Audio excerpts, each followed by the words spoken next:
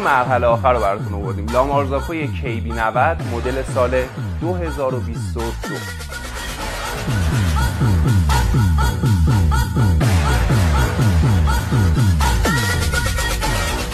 این دستگاه قابلیت پورتافیلتر مستقیم داره و بستن پورتافیلتراش بدون نیاز به چرخ شراسی. یکی از پورتافیلترها هم نیکد هستش.